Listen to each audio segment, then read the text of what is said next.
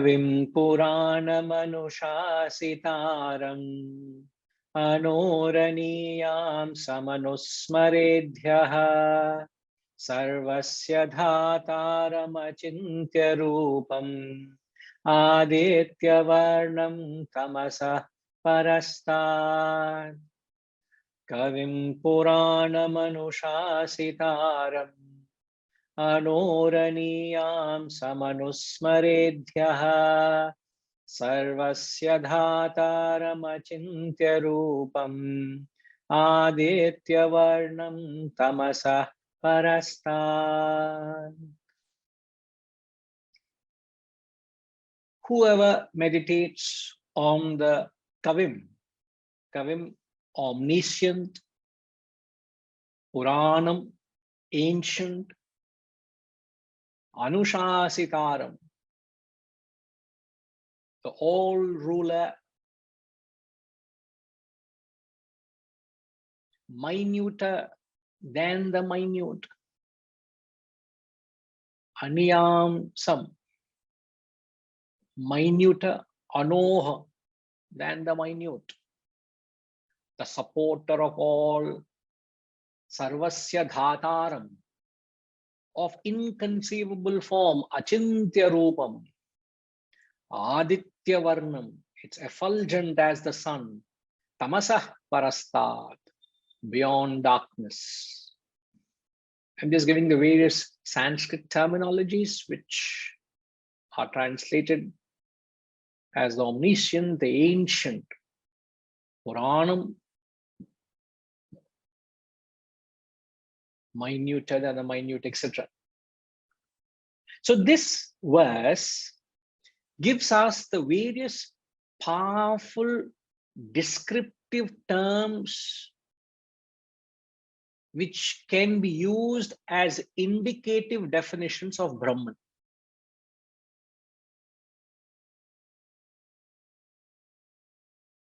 Indicative definitions give you an idea of what Brahman is. Now, if you remember in the previous mantra, he spoke about having made the mind steadfast through the practice of yoga. We spoke about the meditation, how the karma, bhakti, jnanam leads you to a state of mental withdrawal known as uparati. Once you cross uparati, you reach a state of dharana, which is known as an open-eyed meditation. Then you reach dhyana, which is single-pointed concentration or meditation. Having prescribed meditation in this mantra, he is giving us terms, definitions for you to meditate on. So who amongst you all are ready to meditate? Please use these pointers to meditate. You don't have to go in search on what to meditate on. The Shastras have given it all.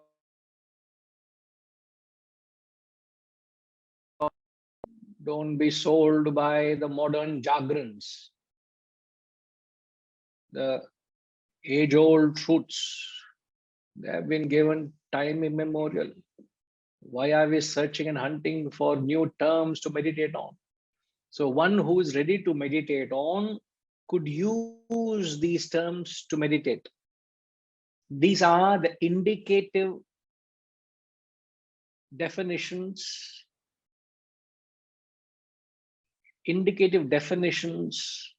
of Brahman. Now, the moment we say Brahman, what comes to your mind?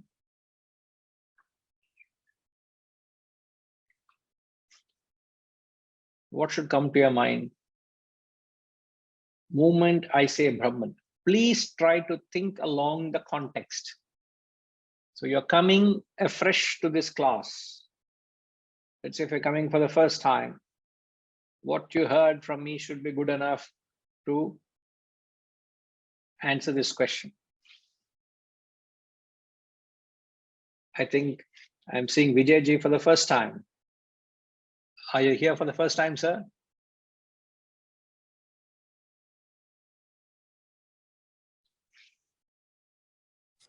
Is it Hare Krishna? I did come in once before, but I just lasted one session.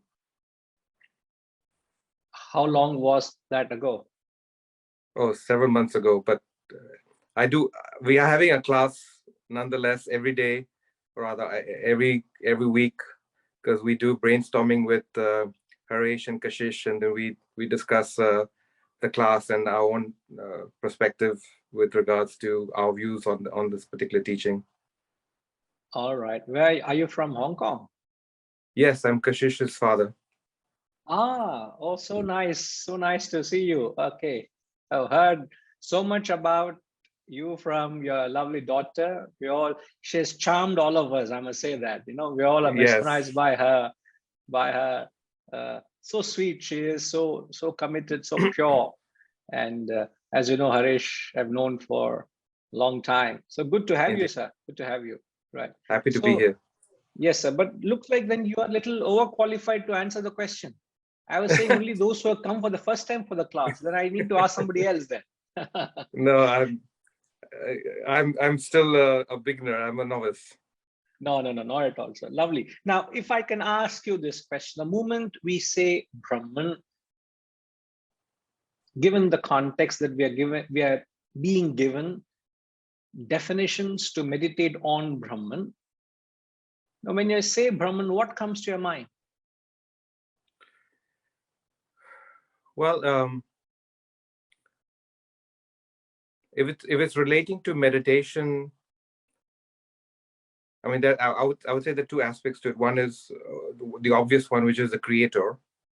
But then, if you're going to meditate on the creator, it's too abstract. In that case, then I would go with my Ishtadev, who I connect with, who I have a specific mantra that I'm connected with, and then through that process, I link with that particular aspect of the Brahman. Correct. Now, what I gather from what you rightly said is, first you said it is too abstract. So Brahman is, in fact, and then further you said that you qualified it to be a personal god or a deity, then you are qualifying the formless reality. Am I right? Yeah, personalizing it, yeah. Personalizing is a personal god.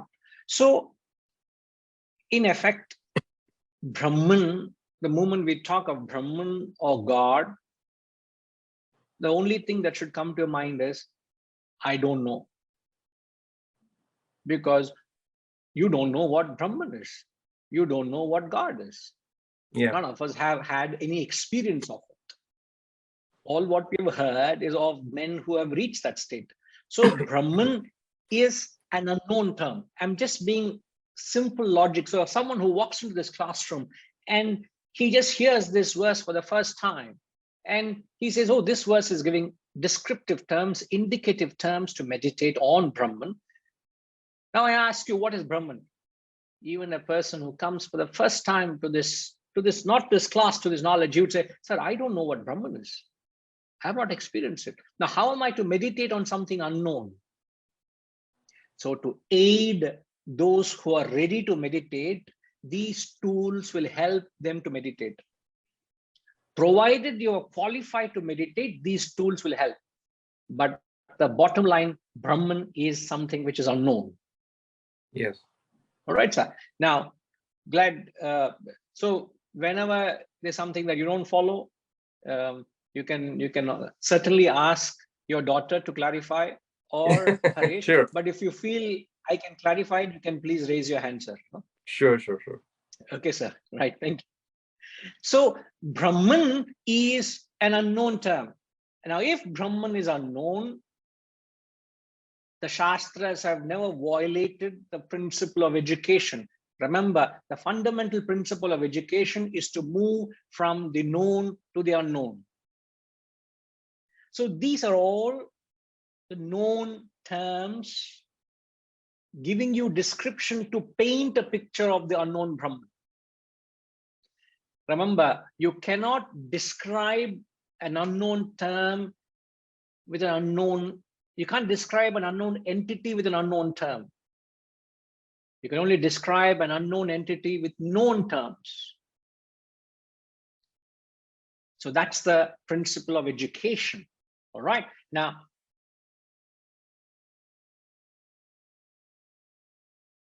the terminologies here are all used from an absolute perspective. So you find it very easy to understand because you don't understand.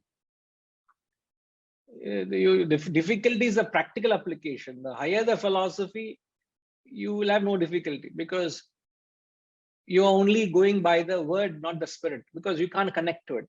I'm being very upright here. So the first thing he says, Brahman is omniscient. Omniscient means kavim. The word kavim literally means a poet. But it's translated as omniscient. Omniscient means it is the all-knowing consciousness. It is that which lends life to all living beings. It is because of the omnipresent consciousness beings are conscious of. Let's put that way.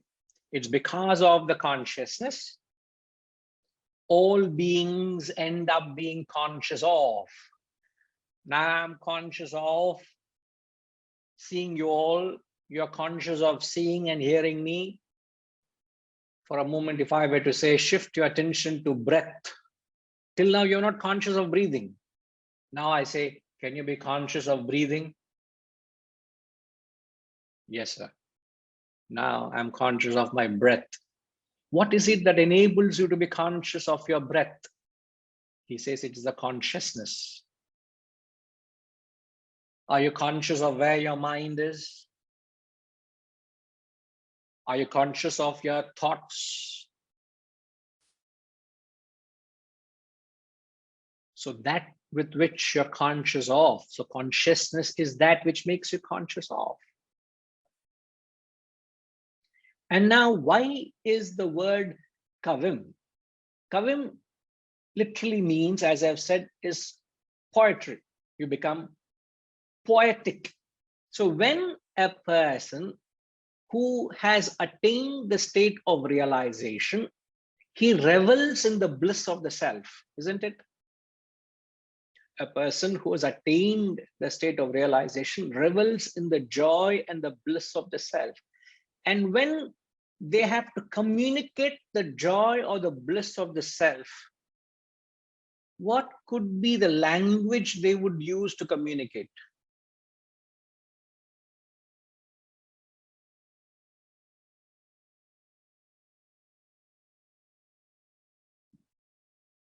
I'm looking at someone who is closest to that. Okay, this may not be the right choice, but I still, my guess. Ramji.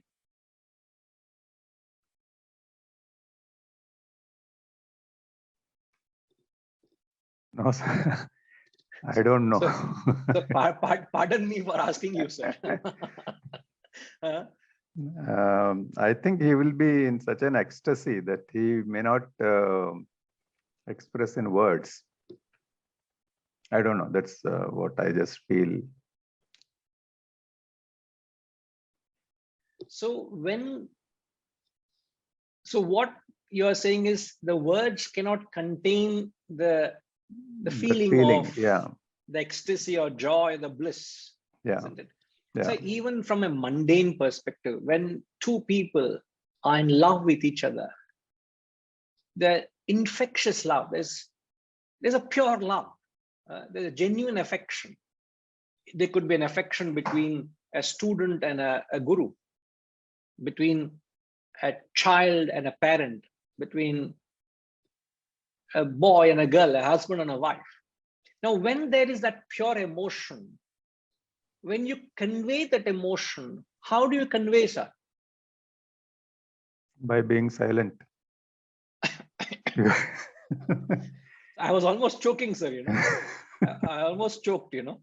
Sir, I think the you most might not get, sir, you might not get lunch, sir, today. Iniki Institute of Prashadam also is not there. So lunch is only at home, sir. Please understand that.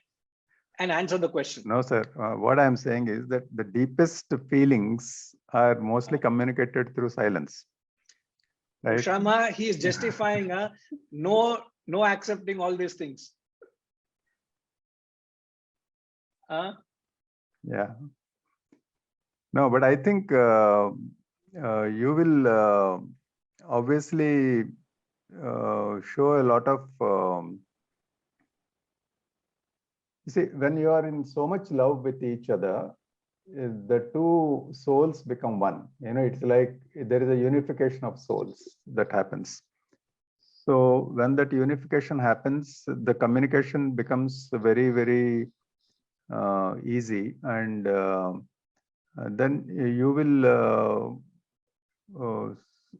That's what I mean. I feel that you may not actually say anything, but because I think it is understood. we need Ushama to comment here. So now you are total silence, Ramji. Now,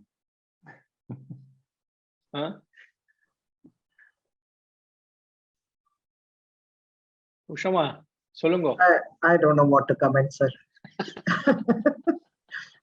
Because that is what we follow. Whether the inner meaning is that or not, I don't know. I don't know. Ma, see, the attempt here is to understand why these men, why these great men who conveyed the truth, whatever they conveyed, it was pure poetry. In fact, if you read anyone who has deep emotion, they always become very poetic. You can't convey emotion in prose, can you? Yeah. So the same level, if you magnify it to the highest, when you have fallen in love with the self because of your identification with the self, so whatever they spoke was sheer poetry. Yes, It's true. It's sheer poetry. So language becomes a barrier. Yeah. You can't convey. So even when you the same thing, when you have extreme anger towards someone, emotion, that also is emotion. Yeah. Words are fall short. Yes. Yes. Why? Vocabulary, new Feels. vocabulary comes out, isn't it? Yes, Guruji. And the other person may not understand also what you are saying. That person feels the emotion, that's enough. You don't have to understand the language of emotion. The moment that emotion is expressed, other person knows this person is angry, isn't it? So if we approach it that way, we'll be able to justify why a man of realization, one who meditates on the omniscient, is called a poet. Yeah. Oh, that's how the connection is. That's how the connection is, because you're trying to capture the depth of emotion, of identification with the self. It is not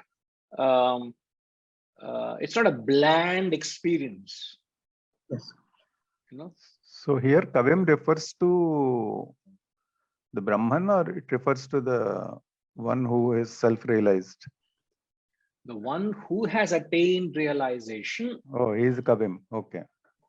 The language they speak is poetic. Poetic. Okay. So you are conveying the joy or the bliss of the self. So if I have to convey the joy of the bliss of the self, my words, my language can't contain. It's a limitation. So my language becomes superlative, isn't it? Yeah. In fact, when you listen to Ramatirtha's works, every now and then there's poetry. He says Brahman is there in the brooks, is there in the valleys, it's there in the trees, it's the birds chirp Vedanta, it's written on the leaves. He literally sees it that way, but you and I don't see it. We can't relate to it. But they are not able to contain that joy, isn't it, sir? Very true. Very true. So so please don't contain the joy, sir. So you have to communicate. No, So I have never said poetry so far. So that means I have not achieved that as yet. A relative level can be experimented, sir. Relative level is okay, sir. Thank you, sir. Thanks for the encouragement, sir. And thank Ushama, please keep me posted. Okay. Right. Thank you, Ji. Thank you. Thank you. So it's not the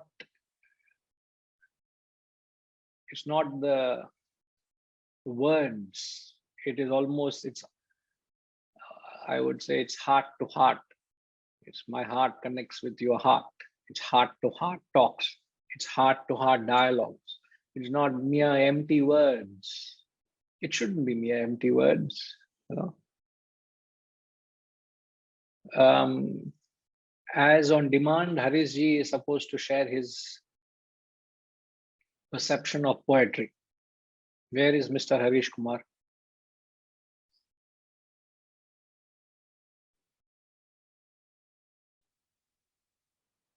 Guruji, Yes, sir. trying to search for myself. Guruji. Yes, sir.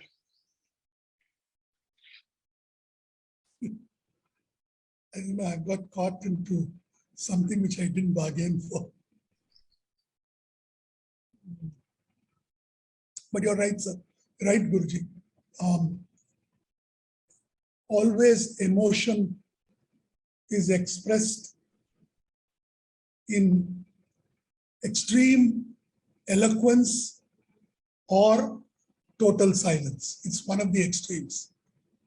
And either one gets into a lot of adjectives which describe it, or you go into total silence, and therefore it becomes mental poetry rather than verbal poetry. But, I don't accept the silence part, but eloquence I accept. so, No, it will only justify if you look at it from that perspective, isn't it, sir? yes, and Why particularly we're when you calling it? say omniscient, that means all-knowing. So there are, the moment you say all-knowing, there are multiple facets of knowledge. So therefore, there could be multiple expressions of, there could be many ways of describing every aspect. So because it's no longer one aspect, it's all-knowing.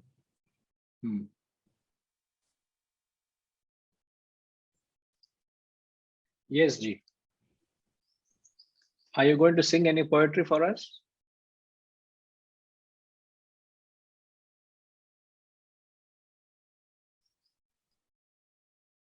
No, Guruji, I think the audience will be relieved that I have said no.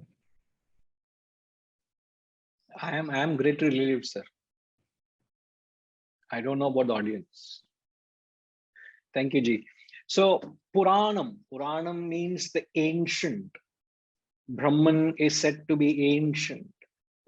When you say ancient, we are referring to the existence, and existence refers to time. So consciousness of Brahman has existed even before time began. Ancient, Puranam. Now, time is only born at the second experience. Time is an interval between two experiences. Just like distance is between 2 points. Time is between two experiences. So time is born only at the second experience. Therefore, the unit of time is called second, not the first. It is born in the second experience, therefore it is second. But Brahman existed even before the time was born. It existed in the first experience, therefore it is ancient. Puranam. Even before the world has begun, Brahman existed. Before time, therefore Puranam. Now try to see how you can meditate on all these things. Gayatri Ma, you're supposed to meditate, Gayatri Ma. Huh? Kavim Puranam Anushasitaram. It is the all ruler. All ruler in the sense that which rules the world, the ruling principle, that which governs the world. So how do you say consciousness? It's the ruler of the world. A ruler is someone who rules, controls, governs. So the best way to understand this is the world is described as, the world is best understood as nothing but the various laws that govern it. Or would say the various laws that operate in it. There are manifold laws, numerous laws, various laws.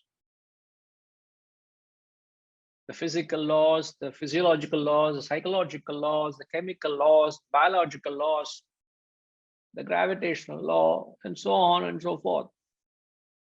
Many, many, many such laws. And whenever you talk of a law, what is that right word that comes to you, Sanjay? Any of the law, whenever you talk of these laws, what comes to your mind?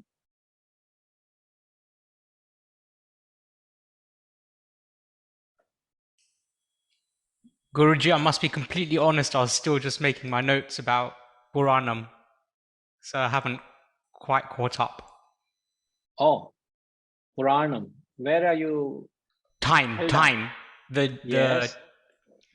I was just making a note of how time needs 2 points to be defined. Yes. I shall let you jot it down. I have Where are jotted you? it down. You have jotted it down. Yeah. Okay.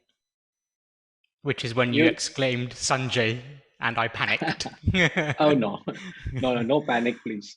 So I'm just trying to, I've just moved on quickly to the next quality. The next quality he says is Anushasitaram. Anushasan means rules. Anushasitaram means the ruler, the all ruler. Anushasan, even in Sanskrit or Hindi, means rules or disciplines, one who follows the discipline, a ruler. So the consciousness is said to be the all ruler. Ruler is one who rules the world, the ruling principle. So we said the ruling principle or the governing principle is Brahman. Then we said the world is best understood as laws that are operating. The laws existed even before we all discovered them, isn't it? There could be more laws which we are not aware of, isn't it? Science tomorrow wakes up and says, oh my God, there's something that is operating. It existed from the very beginning. Now, whenever we talk of these laws, my question was, what is it that comes to your mind? Any law for that matter.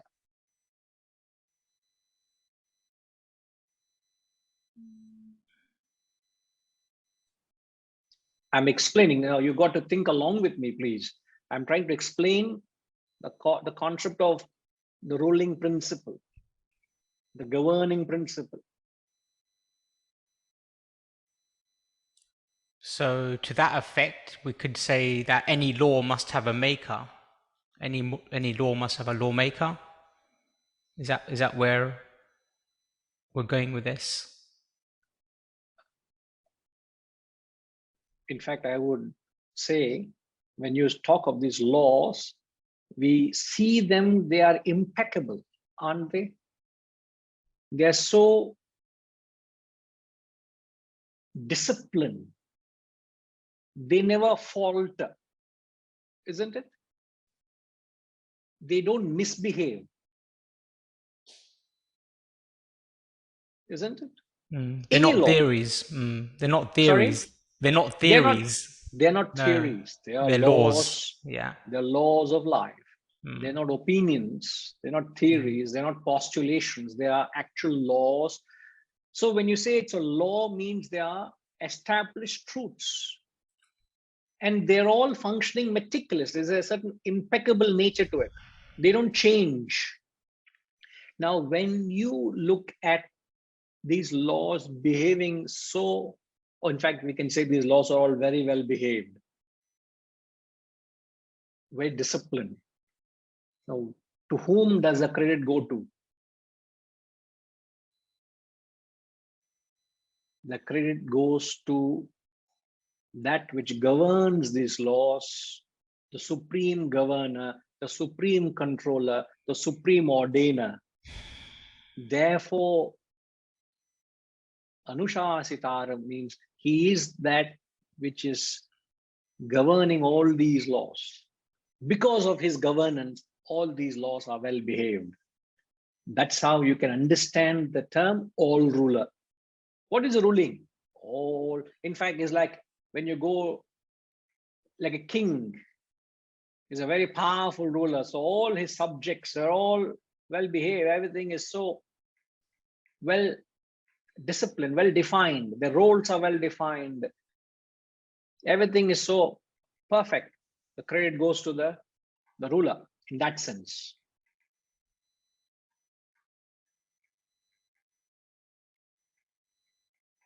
So when you go to certain countries, you see there's such discipline and there's a fear of breaking the law.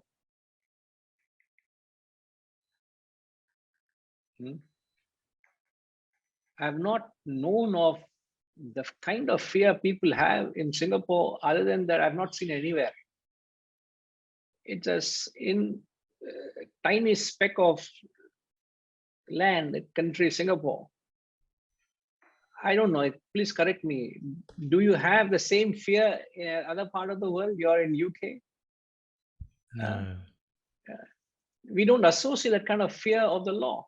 You know, even recently, I think a couple of months ago, or a month or so ago, a Malaysian was hanged because he was carrying a very small percentage of cocaine. And he was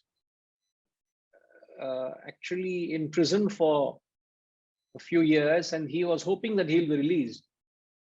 And the government to government, there were talks to release him, but they said nothing doing. It must be a lesson that there is no nonsense allowed in this country. So he was hanged. A few years ago, it was an Australian who was hanged. So when you understand the laws and the laws are functioning meticulously, there comes about a certain fear to the controller, one who governs those laws, isn't it? Here also, there are so many laws, but nobody follows the laws, so there's no fear.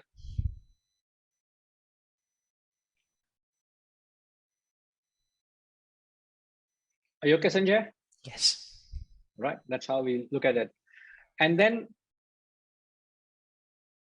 Anoraniyam,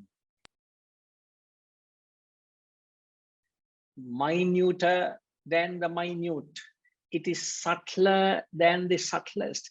It is smaller than the smallest. Even the smallest of porous holes, Brahman is there. It is there everywhere. In other sense, it means all pervading. If Brahman is everywhere, why are you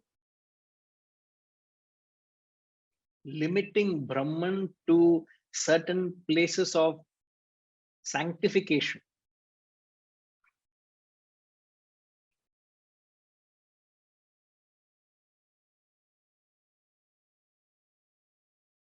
Vasantama, the question is, if Brahman is Anoraniyam,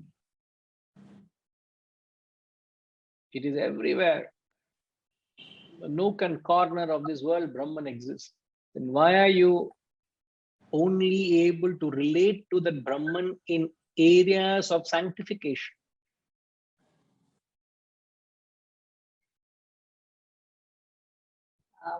Because that is when you are able to feel Brahman, feel the purity,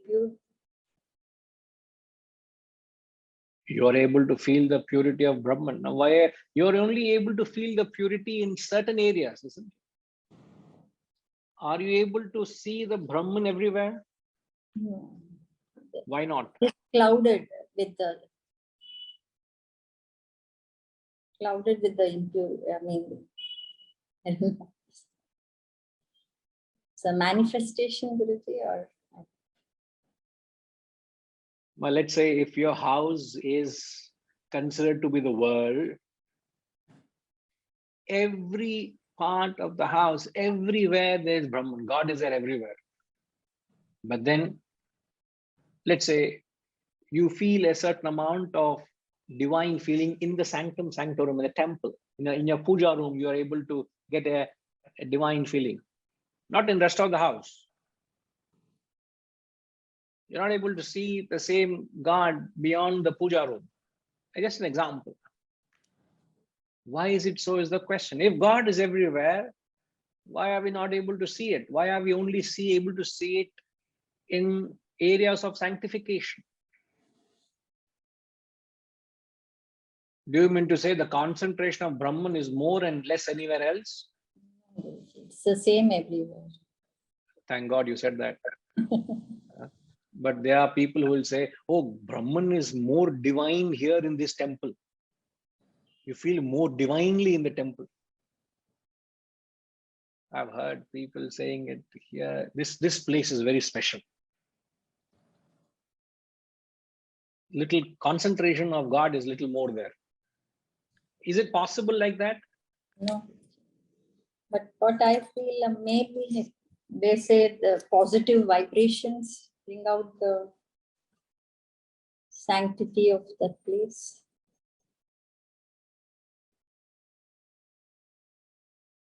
Where you say, let's say, you don't sanctify it or you don't invoke those feelings, you mean to say Brahman is any less there?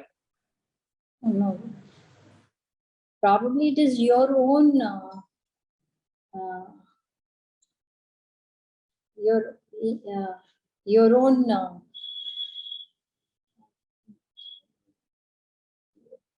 own you look into it more divinely there in that place. Your faith is more in that place, in the place of sanctity. It is for you, no, Guruji. It is your state. So where you perceive it. Where So that's where right. you perceive it, so there are areas you perceive it and there are areas you don't perceive it. Yes. Irrespective of your ability to perceive, Brahman exists there. Yes. You know, immediately I'm reminded of Prahalada could see the Lord in that pillar. Hiranyakashipu, his father, said, what are you joking? Are you joking that Lord is there in the pillar and there comes Lord Narasimha out of that pillar? So your perception is believed and conditioned by the nature of your mind, whether it is sattvic, rajasic, tamasic. So a sattvic person will be able, so the heightened sattvic man will see God everywhere. A person who lacks sattva needs the external prop to see God. So the more tamasic you are, you need a greater exhibition to recognize God. Manifestation. You need to be that much more elaborate to recognize God.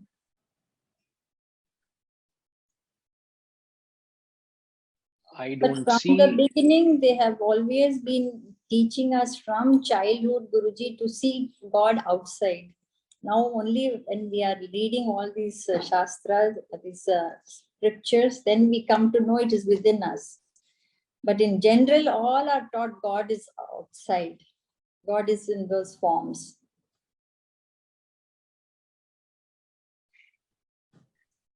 It has been taught from ages like that. General public, I mean. So it is we need to do a lot of undoing. But the theorem here is the world is a projection of your mind. A sattvic mind sees a sattvic world, a rajasic world, a tamasic world, isn't it? Yes. So if your mind is invoked with sattva, if it's filled with sattva, what would happen? You will only see Sattva. the purity, sattva everywhere, isn't it? Yes. So a person who is highly sattvic can see Brahman in areas where others cannot identify, cannot see. We are not saying Brahman is not there in these places of worship or in temple, church, or mosque. In fact, Ramatirtha says, you can't claim yourself to be any more spiritual than being a temple, church, or mosque only. You can't claim yourself to be any more spiritual by just being in a temple, church, or mosque only. Means you can't say that you are spiritual only in a temple, church, or mosque. It's how spiritual you are beyond the temple, beyond the church, beyond the mosque. In fact, when you refer to some great men, they say the living saint is like a moving temple. Have we not spoken of great men like that? Yes. So wherever they went, they sanctified the place. They created an atmosphere. It was that holy. Everybody were transformed around them. That's the aura of their personality. Sattvic. Now, how do we start practicing it? Here he is saying Brahman is everywhere. How do I start practicing this very same quality? Which means I have to see Brahman in you, you have to see Brahman in me. Irrespective of what I do to you, irrespective of what you do to me, I must see Brahman in you. Correct? Huh? Yes. This is the, see, as I said, this mantra is talking from absolute perspective. When you talk from application perspective, what's the first thing you can see in a person? First thing we see in a person is the self, Guruji. Oh, first itself we are seeing the self. Huh? Then you are very high level. Actually, it's the No, last after thing all you must see your the self. teachings only. Oh, that's very nice, man. After all your teachings only, now we are able to see. So you have gone beyond the what the Guru is teaching. Yeah. Correct, huh, Gayatri Ma? Thanks, Ma. So what is it that shrouds the self? What is it that shrouds the self? Prakash Garu, Chapan sir.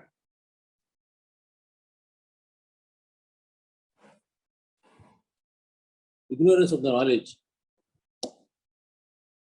Ignorance.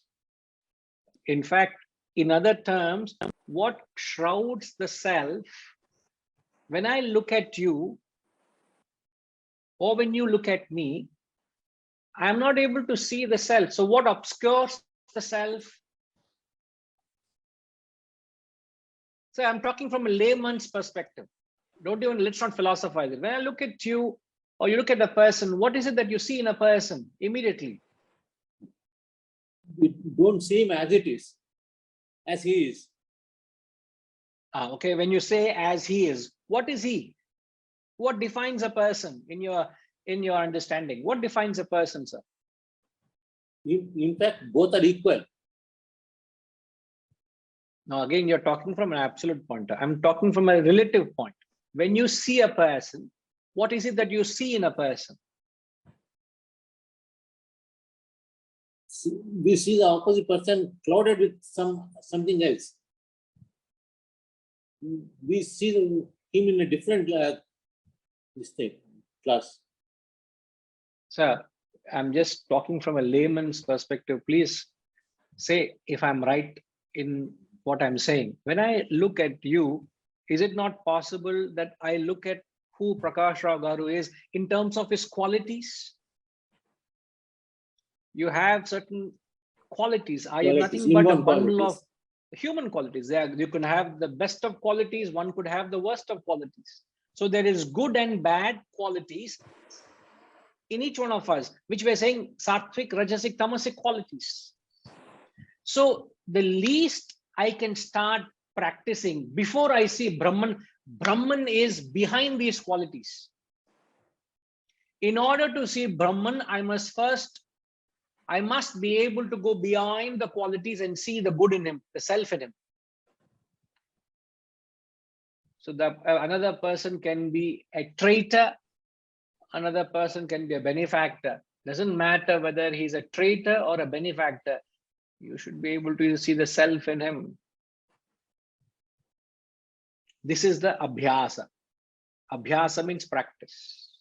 So in order to go beyond the qualities, first I must start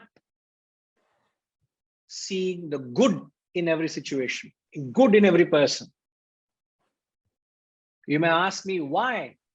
Try to see the good in every situation or person, because it is easier to identify with the self in a positive quality than seeing the self in a negative quality.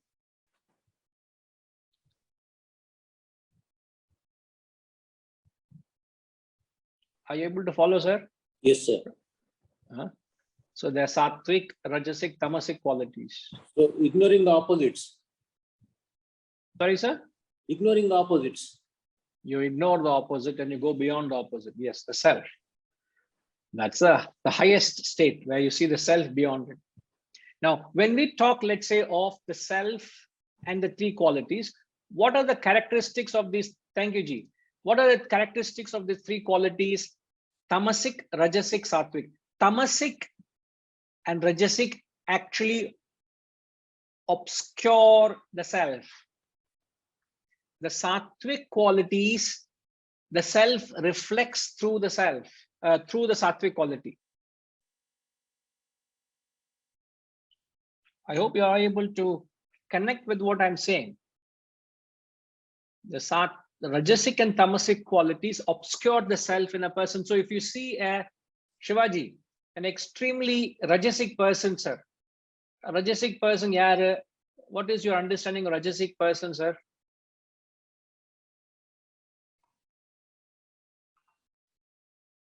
Who is very aggressively driven. Aggressively driven, extremely selfish, Selfish. It's full of That's greed, what, power, lust, etc. me A and me rajasic and me. fellow. Me and mine. and me. Right. So can you see the self in a rajasic person? Kashtam. Kashtam. I can understand. Now, what is your definition of a tamasic person? Who is a tamasic person? Laid back, very Indulgent. very relaxed, this dull. There's nothing for us to hold on to it. So a tamasic person is full of indulgence. hold our attention to. A fellow who is indulgent, indolent, inactive, lazy, the lowest of human qualities they have. Is it possible who only worships the senses, sir? A fellow who's tamasic fellow who revels in his senses. He just gratifies his senses from morning to night. That's all their job is. Whenever you get a chance, you, let's say, give a license to the senses. And when there is nothing else happening, you slop. So extreme indulgence also is tamas. Now, will you be able to see the Brahman in a tamasic person? Kashtam, but it is there, but Brahman is very much there in a sattvic person, in a rajasic person, tamasic person. Brahman is the same. But why are you not able to see the self in rajasic and tamasic? Why are you able to see in a sattvic person? Simple answer, Kudunga sir. Why? That's what he exhibits. Simple. He expresses it himself. Why are you not able to see in a rajasic and tamasic?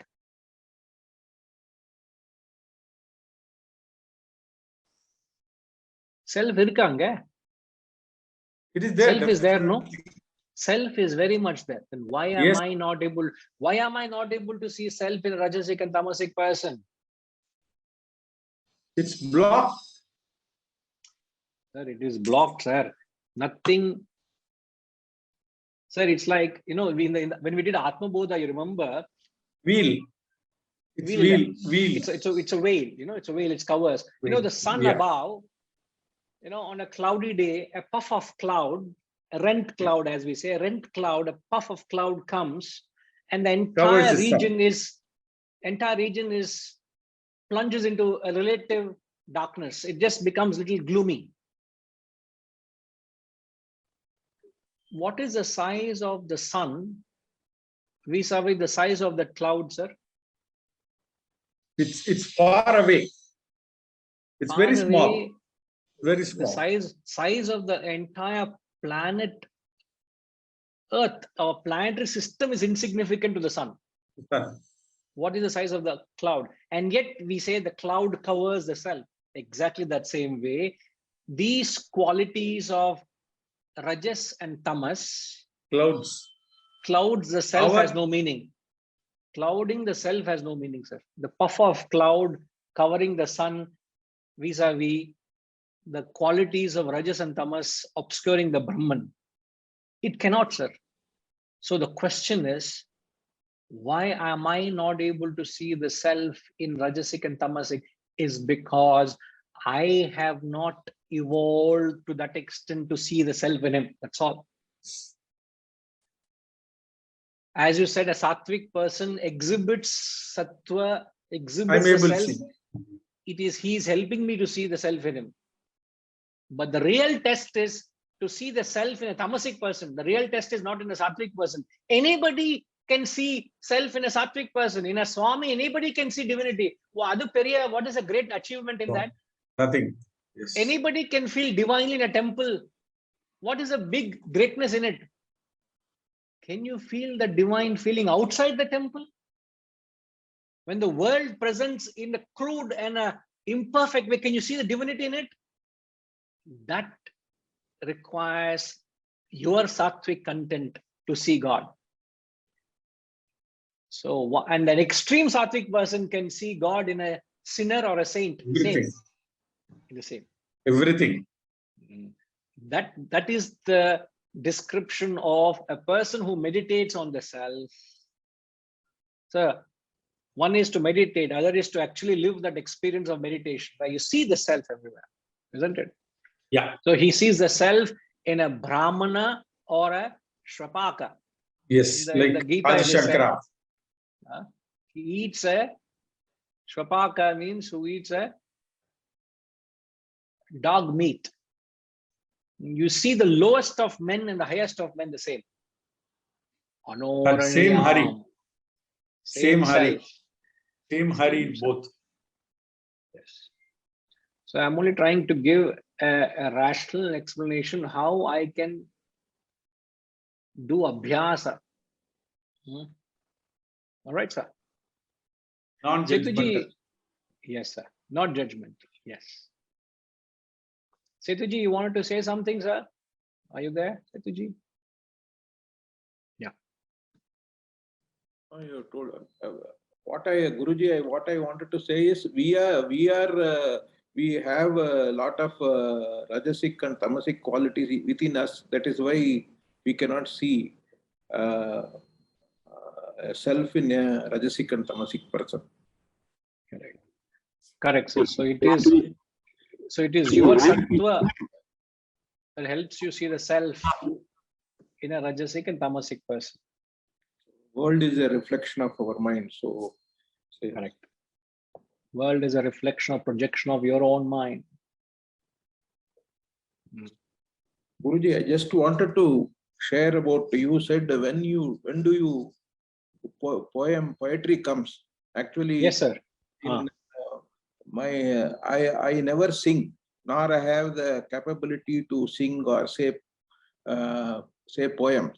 But whenever my group has noticed, whenever we go in a batch of 15-20 people to Sabarimala Ayyappa, After darshan and when I am coming down the hill, the 6 kilometers, I am full of poems come out of me, all about the Lord.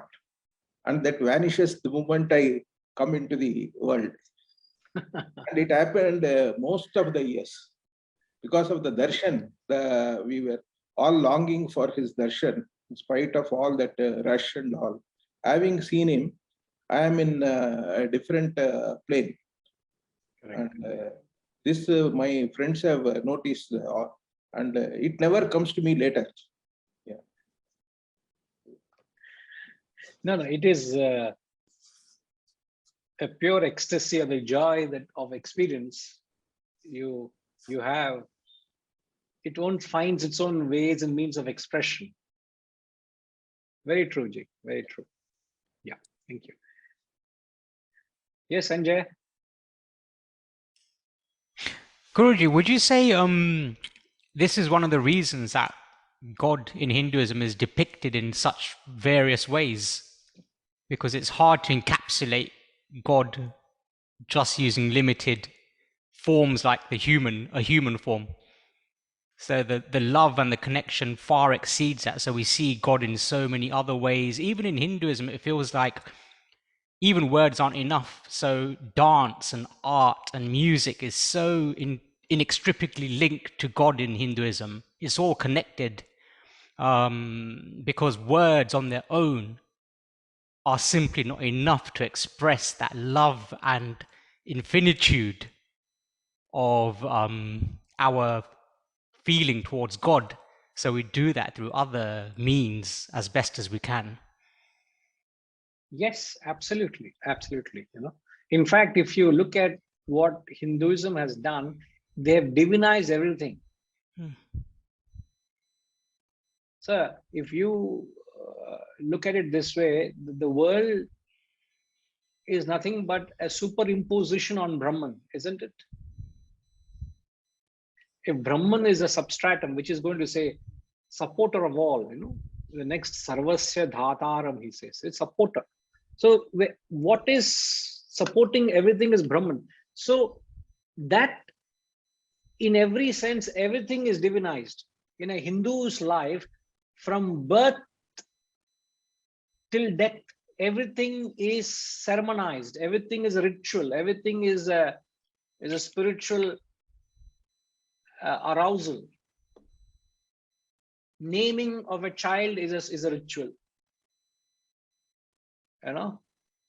Birth is a ritual, marriage is a ritual, death is a ritual, ceremonies and ceremonies and ceremonies. In fact, you will get tired of the ceremonies you have to perform. And if you go behind that, it is amazing how it is intended only for your spiritual upliftment. The other day, you heard in the news, no? There was a shooting in US, in which town? New Buffalo, I think. So what spiritual arousal you get by uttering the word buffalo?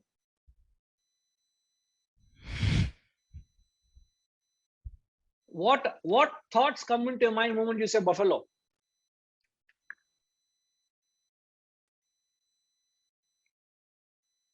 There is a certain association of thought, isn't it, sir? Yeah.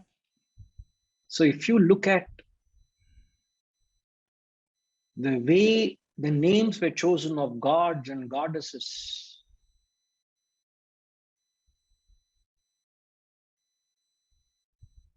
philosophical names, conveying, a simple exercise whenever you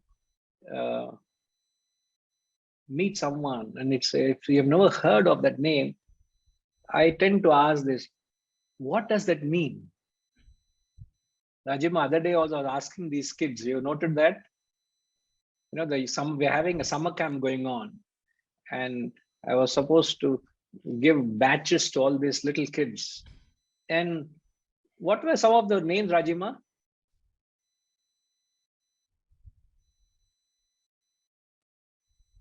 Guruji, we have 28 of them. Some of them are Ashrita, Dheeraj, Sattvic, Ravi Sattvic, so many. So Lovely. the boy's name is Satvik. Shreyas. Dheeraj, Shreyas. So even the Sukruti, so these are the few names. So even when you utter the names, it has a certain association of thought.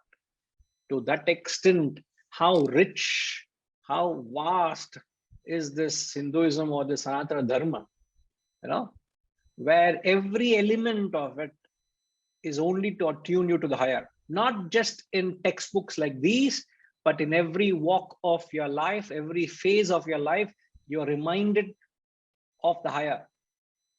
So marriage also is an elaborate ritual done amidst Vedic chanting. There's fire that's invoked. It's a prayer. So it can't take you anywhere else except to the truth, to the higher. If you're attuned, provided if you're attuned. Otherwise, all of this still can't help you. If I may, just as you're speaking, it reminds me of what we said last week, or what you said last week, where if we consider dhyan to be just a practice, it's not. It can't be the cause; it's the effect. So all these things that we're talking about, we can really attune to them once we have this abhyasa. Yes. Otherwise it's empty, it's superficial, and the risk there is that without doing the abhyasa, we'll just see these as fiction, as nonsense, as kind of almost comical characterizations of God and the world. But when we have abhyasa, we see it for what it really is. It's a transposition of our love for God. It's something much deeper, but we need the abhyasa to breathe life into it. Absolutely. Okay. Yes. Then, in fact, everything you do is one long chant of the Lord, right from morning. You get up, you do your prayers, you do Sandhya Vandanam, you do your studies, you do seva, you are connected with people with full of love. When there's intellection, there's knowledge, you do, again, end of the day, you do Sandhya Vandanam. It's a whole day sandwiched between prayers. It's a continuous interval. Everything is intercepted with a prayer. Even before we eat food, we chant a prayer, hoping that you will not indulge. But then rest is history. After the prayer is quickly forgotten. Vijayji, have you experienced that, Vijayji? You do a prayer before you have prasad? Yes, I do. But I have gone through processes of indulgence, hence my size, overweight, and especially with the mom's cooking, you can experience the love, and you just want more and more of that. So yes, I'm very familiar with that. So I didn't have the size in mind when I asked the question. Now that's an additional information for me to process it. So, how, in fact, primarily the reason why a prayer is chanted is only to arrest that sense indulgence, because food is sense contact, is indulgence. So to ensure that you don't indulge, a prayer is chanted. So it is very, very divinely placed. All of this is so beautifully injected into our lives. All right, sir? Right. Indeed. Okay. Yeah. Wonderful. Right. So moving further, Sarvasya, we have read already, omniscient, the ancient, all ruler, minuter than the minute. Then he says the supporter of all, Sarvasya Dhataram. It is a very substratum. I just briefly mentioned it. Now, when you say substratum, what is a substratum of the dream? When we go into the dream state, what is the substratum of the dream? Sushmama, I know you might be having very few dreams, but still, that's a sign of highly evolved people don't have dreams now. No, Guruji, I do have dreams. I shouldn't tell a lie. Okay, I'm sure they're all very divine dreams. So when you dream, what is it that supports the dream? What is the substratum of the dream? I think it's the thoughts I've had, a lot of times earlier in the evening or before I go to bed. Whatever I've been thinking, some of those thoughts, they come distorted also, but I think that comes into my dreams. You actually answered it in your own way. So what is it that supports the entire, what is the substratum of the dream then? Who is the substratum of the dream?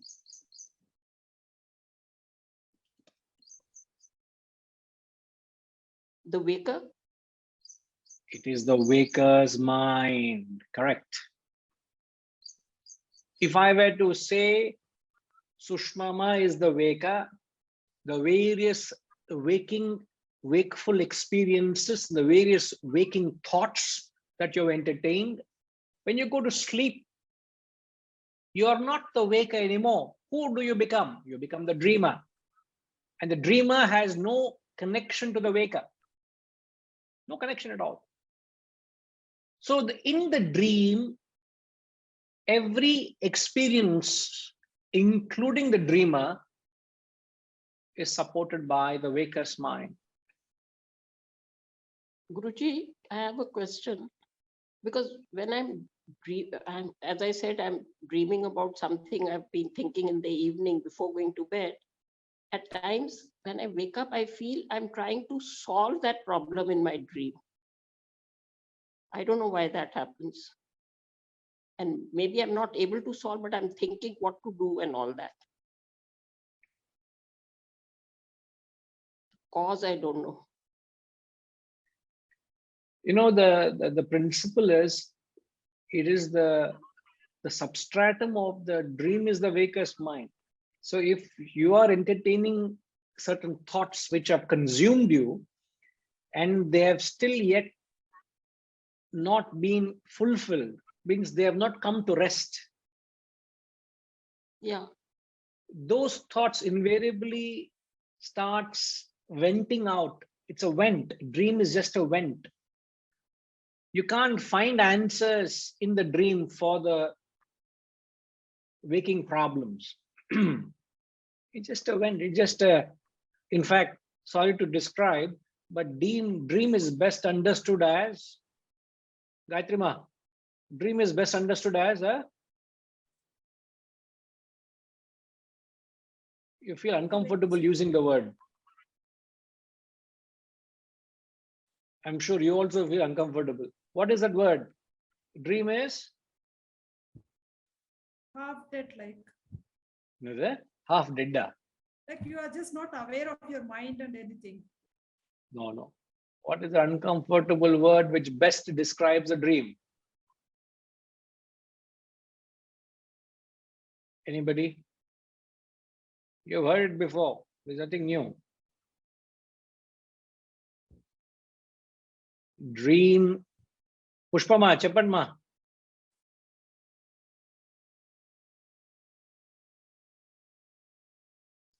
Could you unmute yourself, please?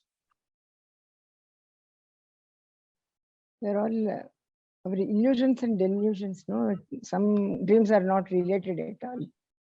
Related to the thoughts, something completely different. But still, they are your mind only, no? It is Pushpama's mind only is the substratum of the dream you are experiencing. You may not find a rational explanation to it, but still you are the base. Your mind is the base. Most of the times it's in line to your experiences. It's not divorced to what you do most of the time. Yes. But dream, the word, the best way to understand dream is, it is a vomiting. That's the uncomfortable word, because you don't feel comfortable. You don't feel nice associating with the vomiting. And when do you vomit? Sushmama, when do you vomit? It is more. When you're uncomfortable? When you're uncomfortable, when your But system has Guruji- not accepted, when your system has not accepted, your system has not digested. 1 minute, ma. When your system has not accepted or digested, you throw up, you vomit, isn't it? Exactly the same way the thoughts and desires and vasanas that you have as a waker, you're not able to satisfy it. For some reason, the dream presents itself as a vomiting of undigested thoughts. Just like the undigested food you throw up as a vomiting, the undigested thoughts are presented as a vomiting in the dream. That's a dream. Yes, ma'am. Yeah, Guruji, but and as maybe that's right what you're saying, because then whatever I'm thinking and I'm trying to solve in my dream, I feel I'm trying, and then because I'm not sleeping, I feel I wish I could go into deep sleep. I don't want to sort of think of that, and my inside I don't know whether I'm a little bit awake or whatever. I just want to go into deep sleep and forget about what I'm thinking. Yeah. So I don't know what all that means. I don't know. In fact, a dream sleep is a disturbed sleep. And when you go into deep sleep, it's a sound sleep.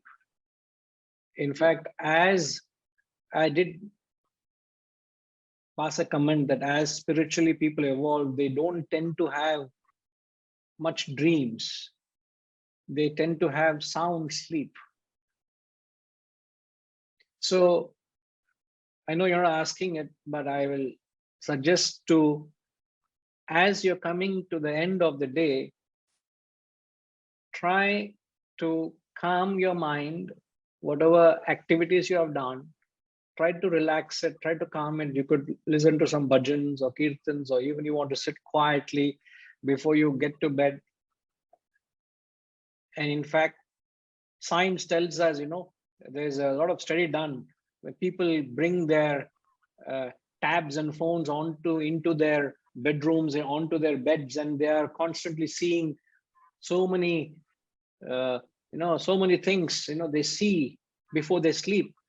It contributes to a disturbed sleep because your mind is active with so many thoughts.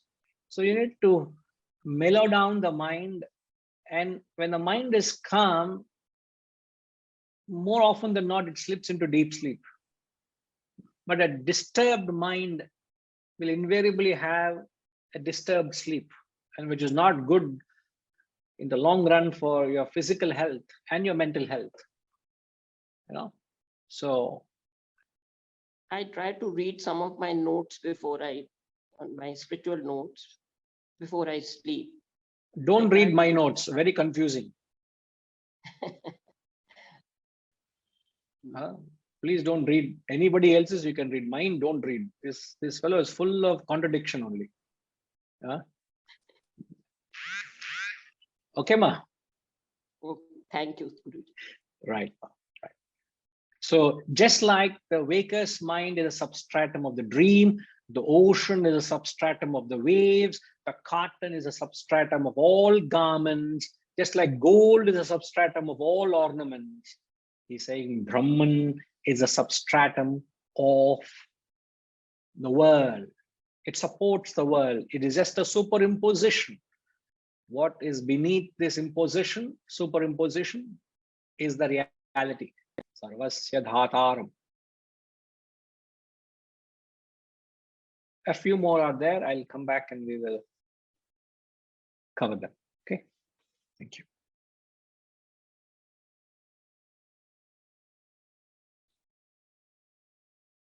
Vijayji is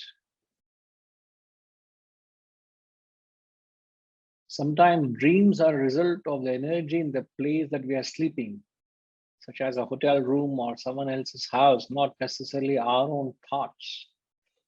Well, they're only conducive. Let's say you go and you're staying in a deserted place. You didn't know about it. You booked a beautiful place for yourself and your family, a holiday. But somebody comes and tells you, you booked a place, it's haunted. You didn't know of that, Vijayji. After going there, somebody plants a thought into you. So that night, what thoughts will come into your head?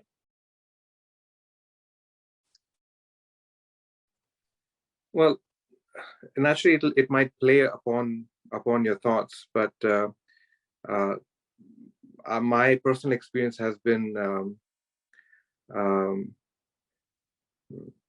it has been my inner desire to be of service to God. So wherever sometimes I feel God puts me in a place to help lift the vibration of the space. So many a times I find myself in my dreams, I'm battling something. So it may not be necessary the thoughts that I went to bed with or a program that I watched. It triggers the thought pattern. So yeah, I mean, sometimes dreams come to me as giving me messages of what I need to focus on or what I need to pay attention to. Something that's like, don't be too much in a rush. You might lose something in the process. So for me, dreams are ways for the universe to communicate to me as to what I need to pay attention to. So I can certainly see an extension of yourself in the dream also. For sure. I mean, it's all the selves, right? Yeah. Yeah. So, it's the kind of activity that you do, as you said, it starts resonating into, see, if you are fully reveling in the spiritual environment, you can't be dreaming of a life contrary to this. It will be very much in echo of that, it echoes there. But we are advised to get into a sleep which is dreamless sleep or sound sleep. Right. The thoughtless state is what is recommended. Yeah. Even science suggests that, so appreciate that, Vijayji. All right. Okay. Thank you. Setuji.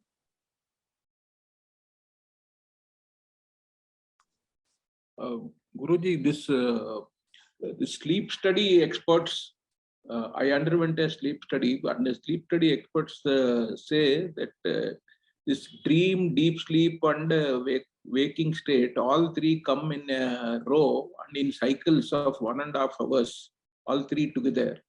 And like that, if we have a 6 hours sleep, we add 4 cycles of them.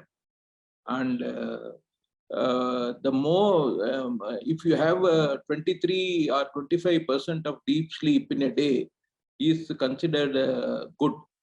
But if you have more of it and less of deep sleep, nothing like that. That is why sometimes they say even 4 hours sleep is good as long as you have most of it is deep sleep, which is the rare. Maybe having Sattvic person may be having that, and they get energized even with a short sleep because most of it is deep sleep. But otherwise, everyone has these three in a cycle, and it come again and again. This is the pattern as per medical professionals. A lot of study has been done and report. Interesting. Thank you, Ji. Hariji, please share your joy with us. I know you're not able to contain it.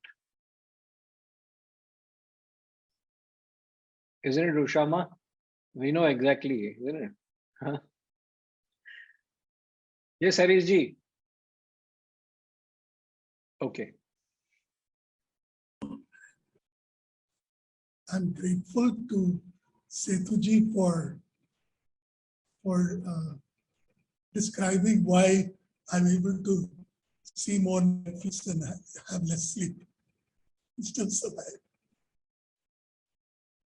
I didn't get you there. Sorry, Ji. I think Setuji has beautifully explained why I'm able to see more Netflix and have less sleep and yet survive. Because it must be all deep sleep.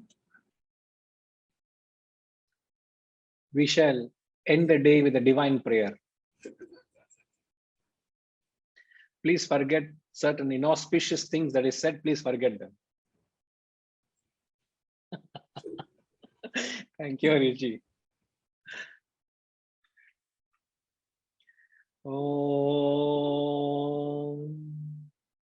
Purnamada Purnamidam Purnat Purnamudachyate Purnasya Purnamadaya Purnamevavashishyate.